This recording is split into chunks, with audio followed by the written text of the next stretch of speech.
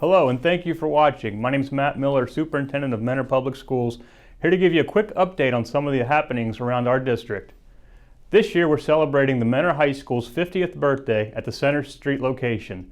During homecoming weekend, we opened the building to the entire community for an open house so people could visit the school to reminisce about the past and see all the exciting changes we've made to create a learning environment that better prepares our students for the future. So it's really cool to see that it's kind of changing more as an interactive way, and like their library, they have the clear boards so you can do dry erase stuff, and it's really nice to see that because it's more interactive. You can do more group work, and it's kind of changing more towards that college campus kind of setting. So it's really cool to see. I like anything where people can get together and interact. I think that's important, as long as there's some structure to it, so that you've got a plan, because when you go to college, that's the way it's going to be. As we've mentioned in the past, all of these changes you see at Mentor High School were funded through our Straight A grant, with no local property tax dollars being used. Also funded completely by the Straight A grant is our new professional development center on campus called Paradigm. It's hard to believe it was just about 1 year ago to the day we broke ground on Paradigm, and already we're making great use of the new space.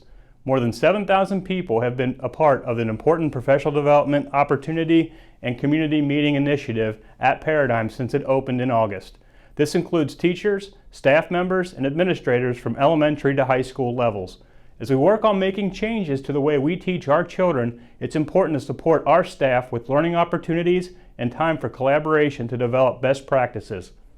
On the Mentor High School side of Paradigm, teachers and students are enjoying the new classrooms. What we normally do is we'll turn the TVs on, and what sometimes we can do is we have our new MacBooks, so we can take the MacBooks and use AirPlay to project what's on there onto our TVs, and we can share with the class. It helps you all collaborate more and do more group type activities, and it's just easier to share information, and it's a lot more group focused this year, I think. As we're now incorporating more technology into our classrooms, kindergarten through grade 12, Mentor Schools has joined the U.S. Department of Education's Future Ready initiative. We've committed alongside 100 other school districts across the country to digital learning and staying connected so that all students have the chance to learn 24 hours a day, 7 days a week. Expanding from their Future Ready initiative, Mentor Schools is one of 10 districts across the country advocating for access to more openly licensed or non-copyright educational resources through the Go Open initiative. I had the opportunity to present at the White House to this effect, as access to these free materials as opposed to paid textbook licenses would be extremely valuable to our community, especially as Mentor Schools continues to work to do more with less. Our middle school robotics and design program received some statewide attention last month, selected for the Student Achievement Fair at the annual Ohio School Boards Association Conference. 3 students from each of our middle schools and their teachers headed to Columbus to show school officials what they're learning. This program fosters critical thinking and problem-solving skills as the students work hands-on and collaboratively to create, build, and design. It's just really cool to see how technology has come from when we were first able to record sound and how TVs were made, and printing something out of raw material that can turn into this from a flat surface. And also what they're doing is another portion, and it's the robotics part. So you could probably combine those together and build some pretty big things that would take a lot less time than handmade. Robotics and design is offered as an elective course at all of our middle schools.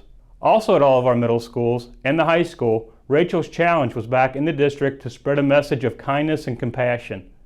Rachel's Challenge shares the story of Rachel Joy Scott, who was the first victim of the Columbine school tragedy in 1999. Rachel is known for being kind to others, and her family started the program in her memory to follow her dream of spreading kindness and compassion around the world. The Friends of Rachel, the challenge is to spread acts of kindness and really realize what other people are going through and know that we could start a chain reaction and help people out. I learned that you should always spread kindness throughout the world, no matter who they are or what you're doing, just spread kindness. This year, student ambassadors from all of our secondary schools participated in the program with the goal that they will take the lessons learned back to share among their peers. We also held a community event at night to spread the word. This is just a small snapshot of what's been happening so far this school year. Our next newsletter commenter will be arriving in your mailbox any day with more exciting news to share. But remember, you can always stay connected with us every day by visiting our social media channels, Facebook, Twitter, and YouTube, or by visiting our website at www.mentorschools.net. Thank you for your continued support of Mentor Schools.